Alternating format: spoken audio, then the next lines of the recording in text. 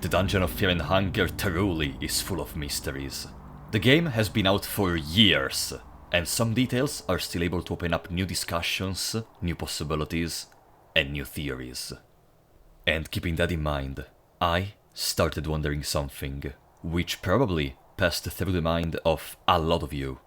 My question is, how the hell these idiots thought of having any chance to survive inside of the dungeon, entering with almost zero supplies? Cause remember, of course we know it's a game and we're gonna find the supplies as we go, but them?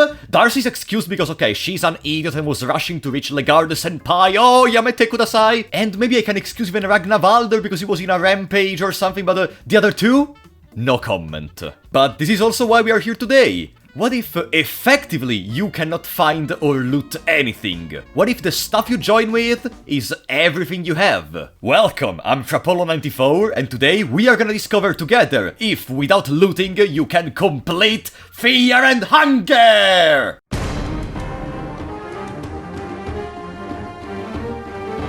No.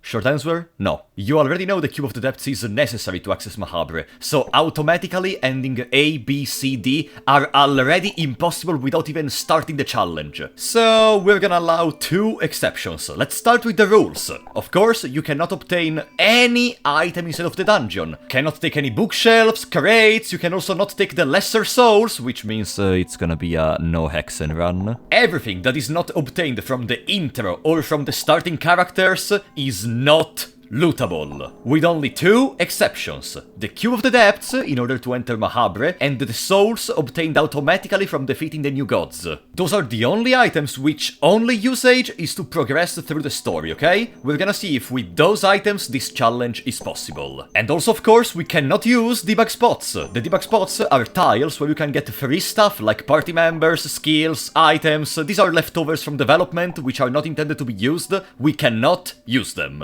Is this gonna be possible? I mean, I am recording the audio in post-production, so I already know the answer. But anyways, let's start!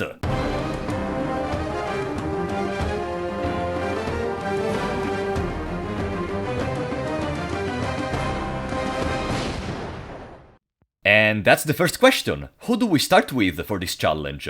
Let's look at the options. Kahara can start with lockpicking, which avoids the majority of the doors, and escape plan in the worst case to escape from a lot of battles more easily. Ragnavalder instead provides Devour, which allows us to eat, because you know, we cannot loot food, so it's gonna be actually a problem in this run. Darcy provides, Jokes aside, taking Darcy is counterproductive because that removes the party member Darcy you can recruit. And oh boy, trust me, we're gonna need our party members a lot. The one we're gonna start with is the Chad Enki. And the main reason is gonna be clear immediately. Necromancy. Usually, in a normal run, you should not start with Necromancy with Enki, because this prevents you from getting dash in the intro. But if you don't take Necromancy here, you are not gonna be able to get it anywhere else, and you're gonna be stuck with the party members you have normally. Even though this also means no dash, so... oh boy, it's gonna be a slow playthrough. Other than that, the affinity with the god is not important because remember, no Hexen, and then you're gonna take the two claw fragments and the blue vial. You will realize their purpose later. This is all we have. A little sword, a robe, a couple of skills, a bottle of blue liquid and some clothes, and of course our knowledge to win the game. So, where do we go? Well, we first go into the menu, because we are gonna disable the BGM, the BGS, and the ME. You wonder why? It's very simple. Remember when I did Fear and Hunger but I miss everything? Do you remember what I did to counter the lack of torches? I increased the brightness and I destroyed my eyesight even more? Well, screw you, today we change strategy. With the sound effects still on, I can still hear the steps of my character, so I can understand when I hit a wall. Combine that with some maps of the dungeon, and you understand what I'm gonna do. We are gonna move through the old dungeon multiple times without using torches, just consulting the maps. Also, no worries, I'm not gonna consult the maps constantly because, I am preparing for a blindfolded run. So, let's continue. The first important thing you need to do is to be assured that the Elite Guard is not in the prisons. That's gonna come up later. Even though, by the time I arrived to prisons, I already lost my sense of orientment, so I had to use my first of 3 torches. But trust me, the start is the most difficult part. Later, we may make more mistakes, and that's gonna be fine. At this point, since we can already see everything, go to kill Trortur and then Metal Gear Solid your way to the lever. What can I say? Welcome to the mines. With the low amount of light I still had, I was able to see a wall. That wall is in the conformation with the double bridge near the Cave Mother. This offers us a very easily traversable one-way road to the mines. And with that, the first problem arises. The Crow Mauler will start following us through the dungeon. But whatever, we're gonna face it. Here, we arrive to the first problem. The Yellow Mage is too fast. Without dash, we should not be able to surpass him easily enough, and we are gonna lose a limb. But fortunately, we lose an arm. For now, our arms are not important, and they're gonna be even less later, honestly, so that's fine. I could use a Cloth Fragment to heal the bleeding, which is gonna slowly bring me to 1 HP. But for this run, I have another idea, so we are gonna hold on them. The reason we rushed to the mines is to take immediately Darcy. The fight with the Cave Dweller is a joke. Unless you miss the arm, there is no way you lose. Now that Darcy's with us, what we can do is to attempt at killing the second Yellow Mage. We cannot run past him because at this point I'm very scared of losing a leg, and if I do lose a leg, there is gonna be a little problem later. The arm has a very high evasion in Terror and Starvation, so my idea is to go for both of the legs, and even if I missed one, I was a little bit lucky with the arm. I was able to kill the other one and win the game. Now, do you remember we killed that Cave Dweller back there? Yeah, now the whole village hates us, including the Spear Cave Dweller. If you watched my enemy tier list video, you will know this Cave Dweller in particular will be able to deal damage to you regardless of what you do, unless you just go for the head. So the best way to fight him is avoid him. Do not enter into a battle with this moron, okay? From there, we start to destroy every single other inhabitant of the Cave Dweller village, until we reach the Cube of the Depths room. And accidentally, we enter into a fight with the Spear Cave Dweller. This could go very wrong if I am not able to attack the head in the first turn. Please, tell me you're able to. Okay, there we go, I'm so good at the game. Remembering we have to hurry up, because if we don't reach Legard in below 30 minutes, he's gonna die, and we need him for the ending C. We are gonna go to the infested mines.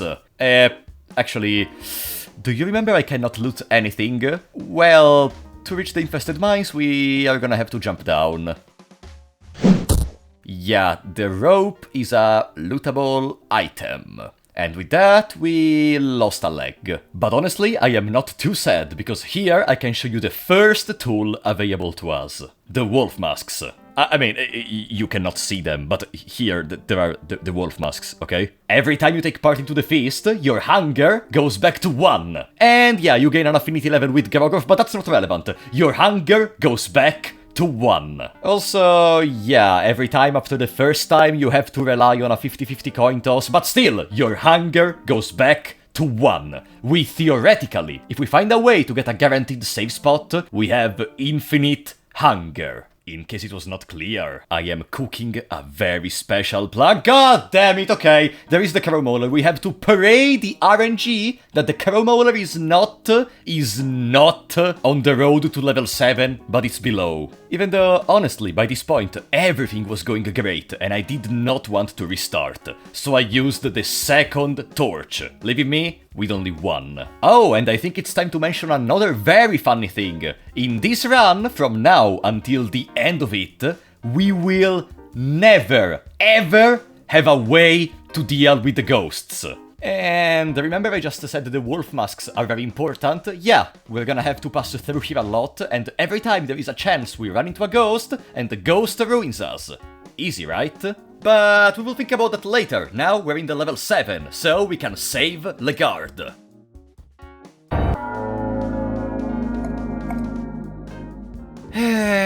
Or the run is gonna end here unless I am lucky enough to hit the head. And of course, flawless. You see, there is no way to loot bone stones or green herbs, so, you know, if we get infected, it's over! But now, on a more serious note, I think it's around here that I realized something was able to give me a lot of chills down my spine. Do you hear that? No? Exactly. There is nothing to hear, if not our steps. In the middle of the darkness. I know we are playing a video game, but imagine what's actually happening. We are going around in dark corridors, hugging the wall to be able to proceed, fighting creatures completely in the darkness, potentially not even being able to see their actual shape, but just a mishmash of noises. I gotta say, I consider Fear and Hunger 1 soundtrack fantastic to set up the atmosphere, but this lack of soundtrack has a sort of charm in it. We will maybe go back to this later, but for now, let's rescue the guard and with the torch still lit, take advantage to kill everything on the floor of the prisons. With a 3-people party, this is very easy, because everyone is gonna attack the cleaver arm. Remember, in Terror and Starvation, the arm of the guard has 250 HP. But with 3 party members, even if one of them misses, we are still fine. Cave gnomes are... Cave gnomes? I mean, do I really need to explain how to beat the cave gnomes? Go to the basement, save in the guaranteed save of the crow bed, and after that we can leave the dungeon, and that's ending E obtained!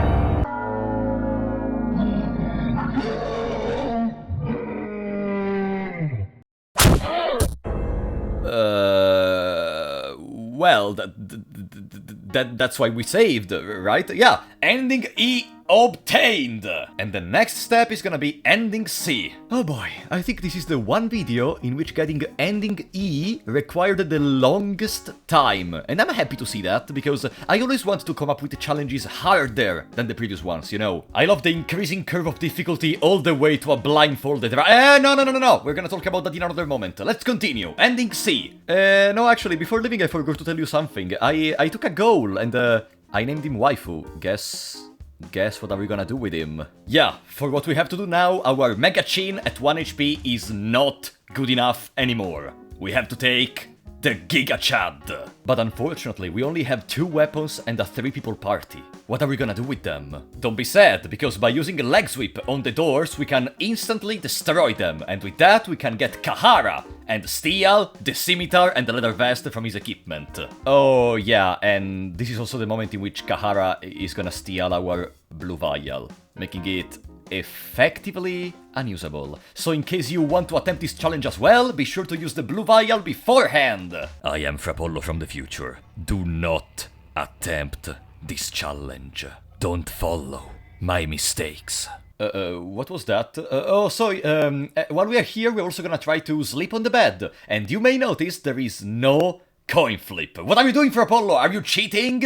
No, I did something much better. I circumnavigated a bug. Let me explain to you how does saving on beds work. Apart from the exceptions in which you can just save for free, when you try to sleep, the game will check if all the creatures in the current room are dead. If they are dead, you can sleep without a coin flip. If they are not dead, one of them will be sent to your room, and your sleep will be interrupted without saving. And I know some of you may be a little bit skeptical about this, because if you ever played Fear and Hunger, it always seems even if everyone is dead, there is a coin flip. Well, it's time to explain why. It's a very simple mistake, actually. When you try to sleep, if there is someone alive, there is a particular switch called Surprise Wake Up, which is turned on. The game will then check if Surprise Wake Up is on. If it's on, there is a coin flip. And here is the problem. This switch is never turned off after the event happens. This means that after the first time in which you try to sleep and you had a coin flip, there will always be the coin flip.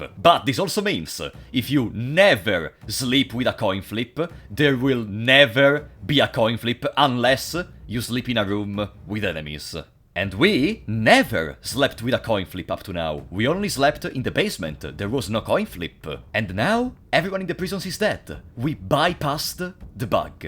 Do you feel the expertise in your eyes? Long story short, in the prisons we have guaranteed saves, with no coin flips for the rest of the run. And this is a thing I love when doing challenge runs, having creativity to discover these little tricks to bypass certain systems. Or even just bypassing the bugs, which are the worst plague of the game. I love this game. I will never get tired of saying it. But yeah, let's go back to the funny challenge. Miraculously go and take Kahara in the infested mines. Remember, now we have a save file in the prison, the closest zone possible with a save file. And while we are here, it is time to replenish our hunger. Come on, we have lucky coins. It's not gonna go wrong. It's not gonna go... Oh, it's already starting. It's already starting. Alright, it's time to redo it all over again.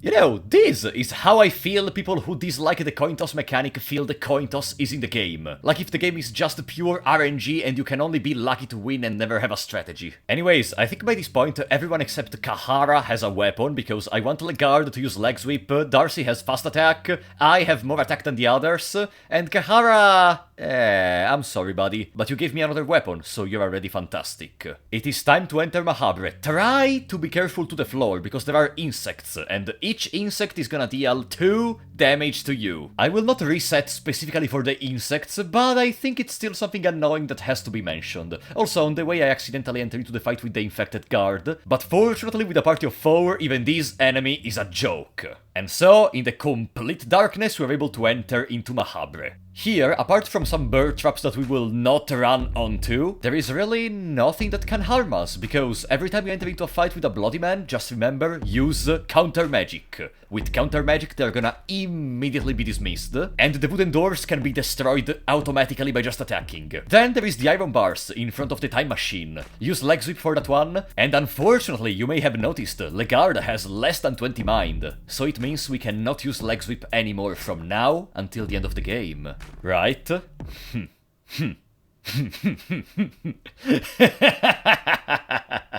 You fool. For the time being, use the time machine and go into the past. We are doing this because in this way I don't have to memorize where the bird traps are in the Tomb of the Gods in the present, okay? So, welcome to Mahabre, and here you can finally see something of this stupid run. Also, as usual, I started with a test. Do we have enough damage to kill the uterus before the embryo arrives to us?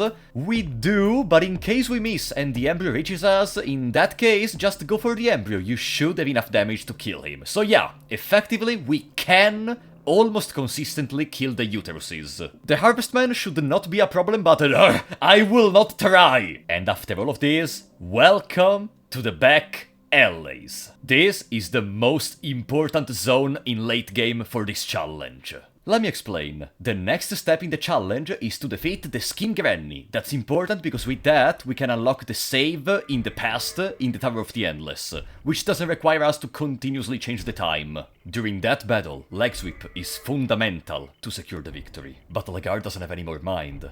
Well, here it's where the back alleys come into play. Every 6.66 seconds you spend in this zone, you will gain 1 mind for all the party. So the longer you spend here, the more mind you will have. Now, there is another problem. If you just wait here, then your hunger will also go up.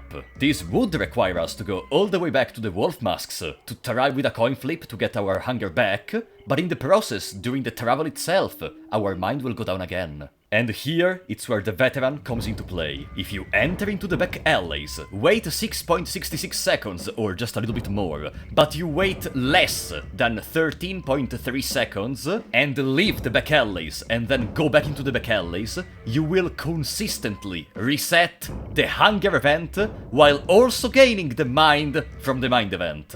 In other words, we can gain infinite mind as long as we exit this zone every around 7 seconds. And that's the healthcare skip glitch, baby! Trademark from Apollo94. If you are more interested about the details of hunger and mind, I have 2 videos you may like about them. And this is another reason for which I love this challenge. I am using so many mechanics which are so useless in a normal gameplay because you're always gonna have mind items or food items, but in here, everything is a resource. This is the cruel fear and hunger a lot of people think really is. This is the fear and hunger. Once you feel the mind is good enough, go back all the way to the Tower of the Endless in the present, because we first want to save.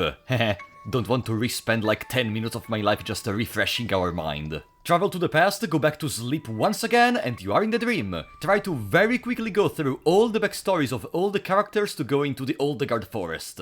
Or at least faster than me, because apparently before we reach Skin Granny, my hunger goes over 50 and my characters become hungry. And in case you don't know, hunger reduces a lot the damage you deal. And in the Skin Granny battle, we actually need all the damage possible as fast as possible. So yeah, I think you can understand how did the first attempt go, right? Okay, reload the save file, go all the way back to the wolf masks, go all the way back here, save once again to be more prepared, and then go back to the past, back to the dream, and we are once again ready to start our real attempts against the Skin Granny. For you, it was like 10 seconds. For me, it was like half an hour because I kept failing the stupid coin toss of the wolf masks. This is the one challenge in which the backtracking is real, especially because we don't have any way to get Blood Portal. So to everyone that said Blood Portal is not a good skill, I really hope you spend the rest of your life in a living hell. No, okay, no, I feel bad. No, I love you guys. Just remember that from now on we have to be very picky on when we consider a victory, because there is no way to heal at all. There is no way to heal your characters. All the forms of healing are completely 100% inaccessible,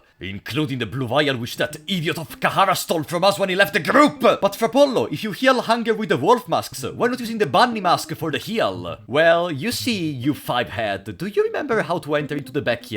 You have to loot the mock-up book from the bookshelf. Loot. Also, before starting with the attempts, I actually went all the way back to the back alleys to go all the way back to 100 Mind. And even though this was very tedious, do you remember in my one-shot everyone challenge, I took advantage of it to watch Big Bang Theory? Well, I'm gonna take advantage of this one to watch another show I was very interested in too. Hazbin Hotel. And god damn it if I loved it! Also, if it wasn't clear, I'm just using challenge runs to talk about stuff I like I did it for Big Bang Theory, I'm doing it for Hazbin Hotel.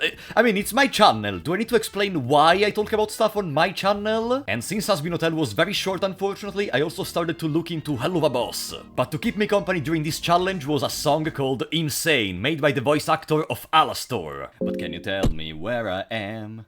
I don't know how I got here, but I think I'm starting to understand. Go to the Tower of the Endless to save one last time before starting your attempts, and I accidentally tore the blanket, and I got one cloth fragment. Listen, I really don't want to reset after all I did. Let's just remember I have one extra cloth fragment I cannot ever use, okay? As I was saying, save, go back to the dream, and now our resets are gonna start. The strategy I have in mind for this battle is very simple. Darcy is gonna fast stance on the first turn, then in the extra turn and in the normal turn she will focus the left arm. For some reason that left arm has priority, we may say, and will attack before any other entity with the same agility. That's why Darcy having 2 turns and having more agility is the perfect one to take him out. In the meantime, Legard is gonna use Leg Sweep to destroy the leg and one arm, which for some reason you cannot see on the first turn, but it's gonna be destroyed. Everyone else will start just to deal damage to another arm. This means the Skin Granny will be able to attack us with 2 arms, potentially infecting us, critically stating us, and surely bleeding us. And that's why I wanted to bring the cloth fragments with me. You could think we could just hope for a lucky miss from an attack of the Skin Granny, or for a chance of the attack to not apply the bleeding. Well, this attack can literally not miss, and the bleeding has 100% chance of being applied.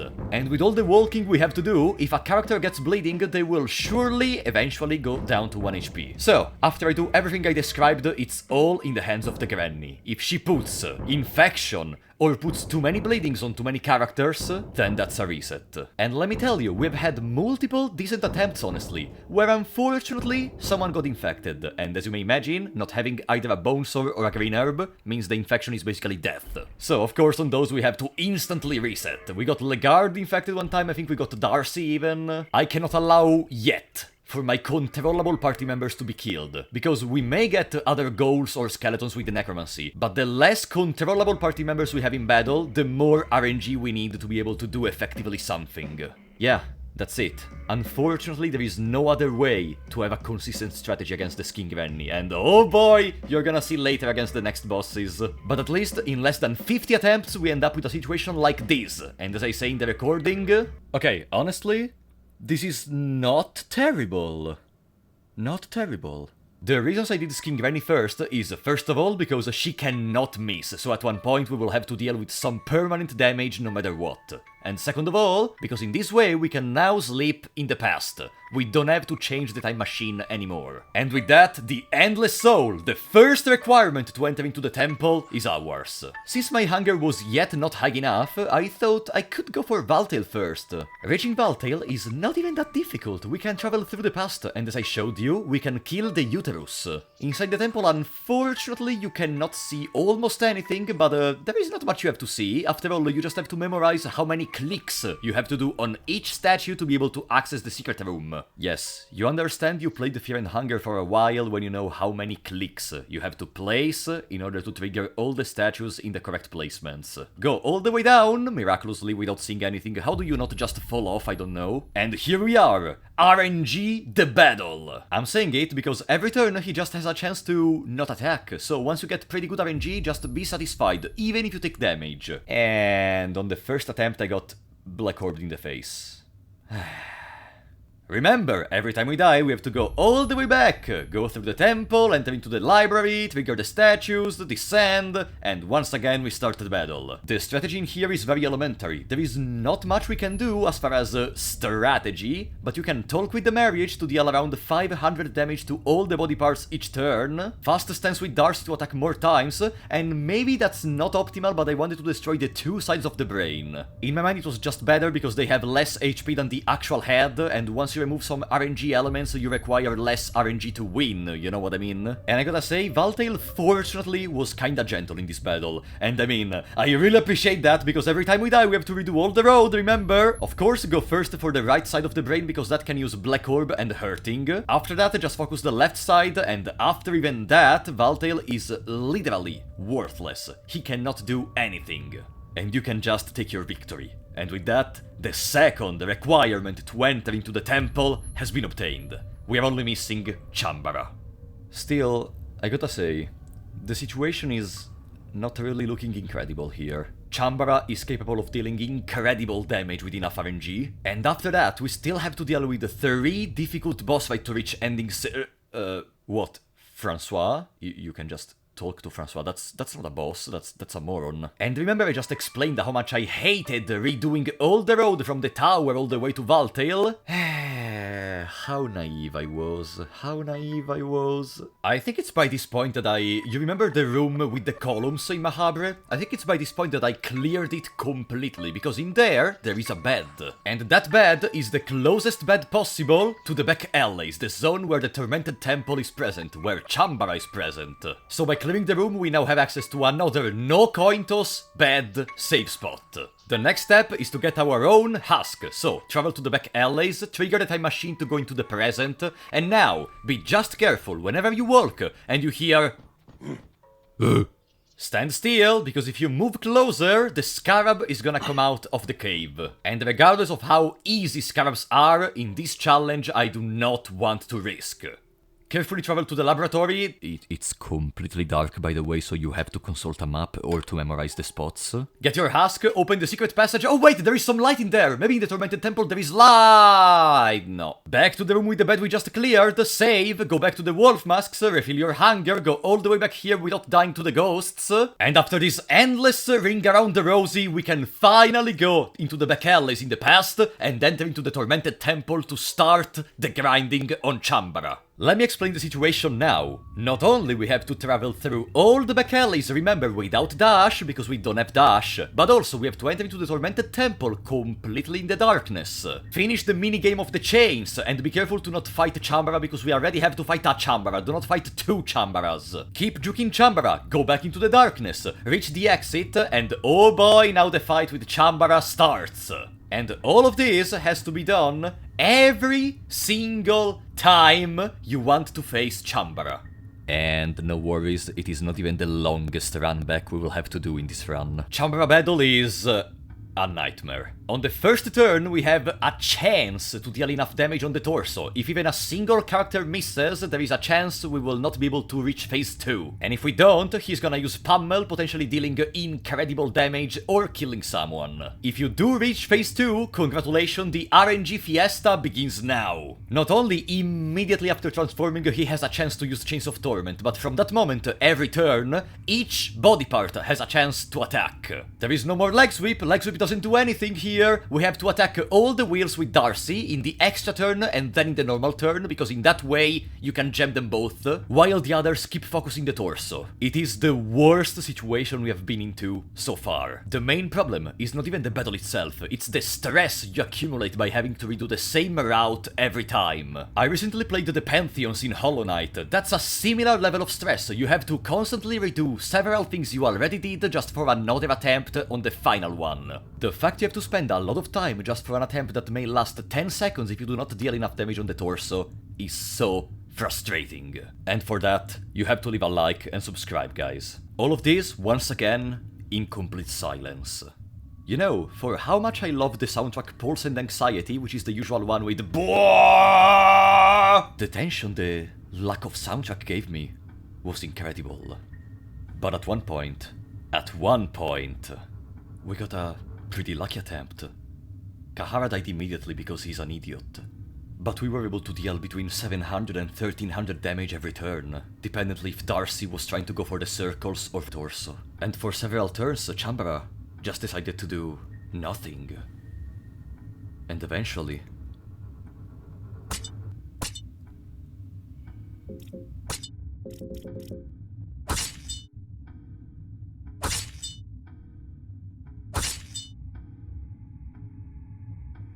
I would love to celebrate, but it's not over.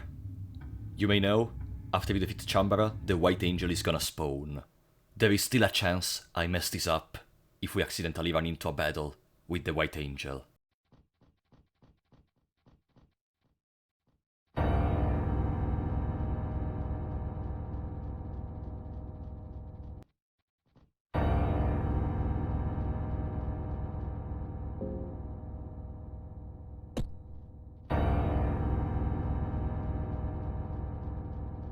Just rethinking about that moment still makes me feel very anxious. My heart skipped a beat when the White Angel came close to Darcy. I thought the battle was gonna start. The third and the last requirement to fight the nameless figurine is ours. And also for a new bug I've never seen before, from now until the end of the game, the message will be displayed that Kahara's formed a panphobia. Don't ask me why, it's just advanced engineering. And now, since we saved, let's fight the White Angel. I think you already know what I'm gonna do.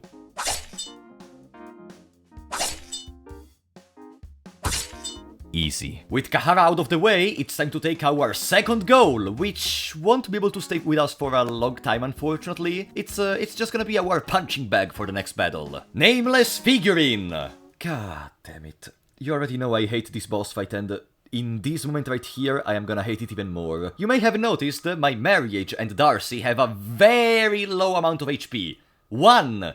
And I repeat, 1! Attack from the Nameless Figurine will make them die. We have to hope all the damage goes on the Ghoul and Legard. Potentially the Ghoul, though, because Legard after 2 hits is gonna die. For the rest, there is literally nothing we can do. Just a fast stance, of course, because we want to deal more damage, but apart from that, we're gonna go for the head, and that's literally the strategy. I gotta be honest, I spent so much time on this bastard. After getting good RNG with Valtail and good RNG with Chambara after so many attempts, I guess the game doesn't want me to win anymore. The game knows if we beat this moron, we are one step closer to victory. They will not allow us in. We literally need a miracle.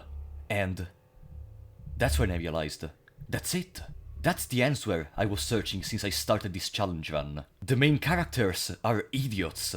They would need a miracle to be able to fulfill this, even with a full party. They do not deserve the win. They do not deserve anything. And right as I was thinking about that, the game confirmed my idea.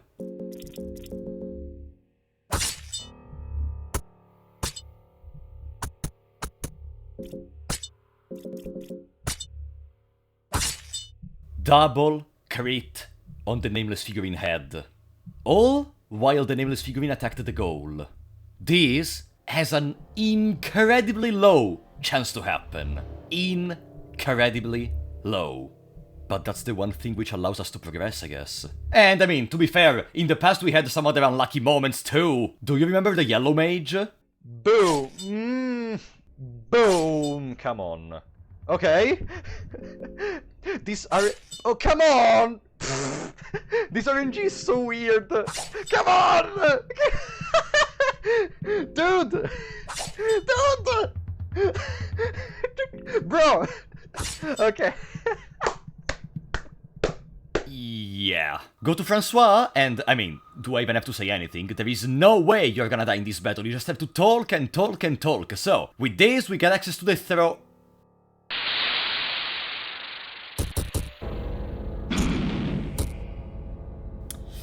Listen. To my excuse, I was still discharging the stress I got from the nameless figurine, okay? To my excuse. So, with one reset, we win on Francois. Now, before proceeding, remove all the equipment from Legard, because that bastard is gonna leave us and betray us. At this point, it's time to create the endgame party. Use punching bag to create an abominable marriage. Say welcome to the Ultra Chad.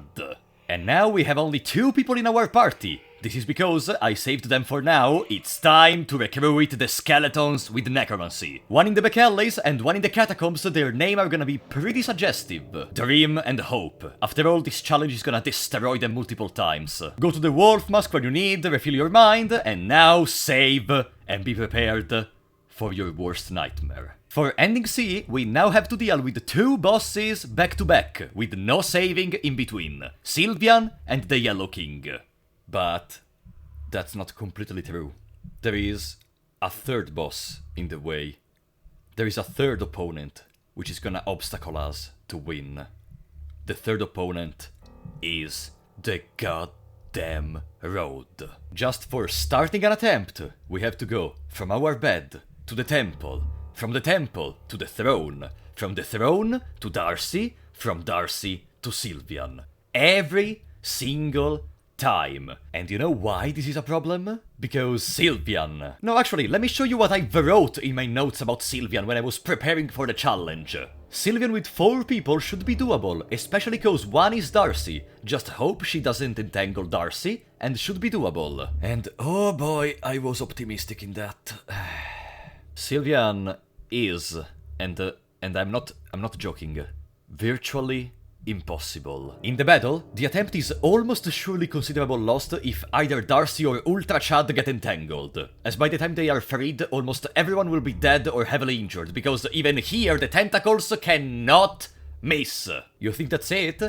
That's not even half of it. There is also a tumor which is gonna be developed by like 4 turns or something, and out of the 4 tumors available, only Ragnavaldr is the one that I may consider fair, because there is a way to make him not do anything almost. So in the remote case you effectively reach the tumor fully developed, you have to pray it's Ragnavaldr. You think that's it? That's not even a quarter of it! Even if we were able to get perfect RNG on this battle, and maybe have 1 or 2 party members still alive afterwards, there is the Yellow King, of which I always make fun of for being one of the easiest boss fights of the game. But guess what? Without being able to heal, without items, without equipment, without anything, wow, this boss is actually difficult! Unfortunately, unless we spend here like 5 days only resetting this battle and only trying to get the perfect attempt, I think it's impossible. I think we'll have to stop. Guys, I've never done it, but I think it's time to stop. Or so I would say, if I didn't already prepare a plan B. Do you remember? We still have 1 item we did not use in our inventory. Apart from the claw fragment which I accidentally took. I have a torch in our inventory. I kept this in case the situation became dangerous. Let me introduce you to one of the most infamous glitches present in this game. Many people will already know it, but for those that don't, it's gonna be a blast.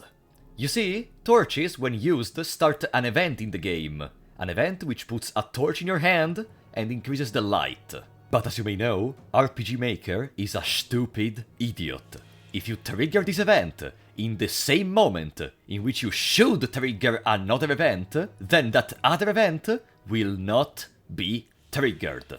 An example, when you go near Kahara in the mines, the game stops you from moving and Kahara talks. But if you light up a torch in the exact tile where the game would block you, guess what happens? No event will happen, you're able to go near Kahara, and you cannot really do anything because Kahara does not have a dialogue in there. But this glitch does have some applications, a lot of them, and the most useful is exactly the one we are gonna do now. What happens if you light up a torch on the tile where the battle against the Sylvian should start?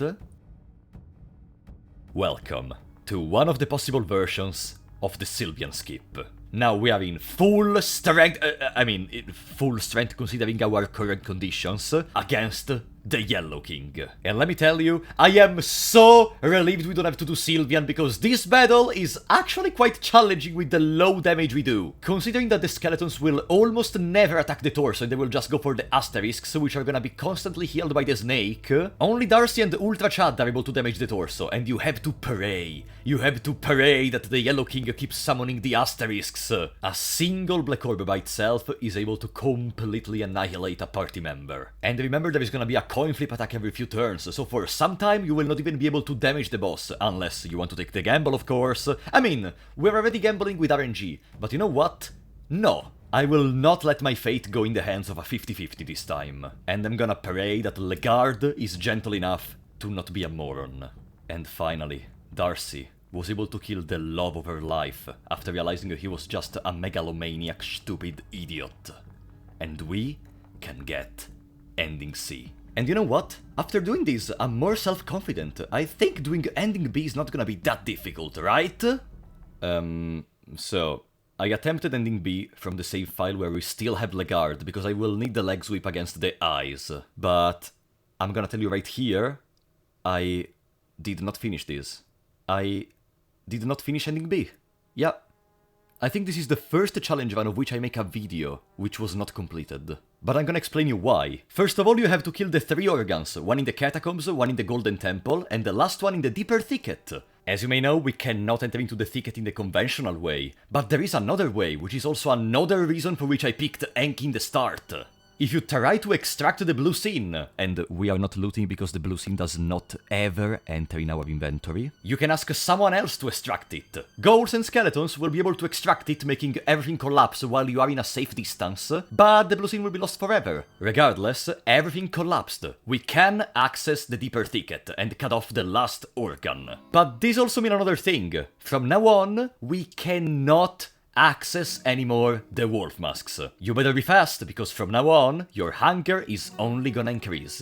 And finally, entering to the gauntlet. Here we're gonna pop our last torch, because this is not Ending C, it's another timeline. This is the real problem. Not only you have to be careful to Moonless Guards, to the spikes on the ground, to the yellow lizard mages, or to the swinging blades, of course. No, it's none of these. It's all of them combined!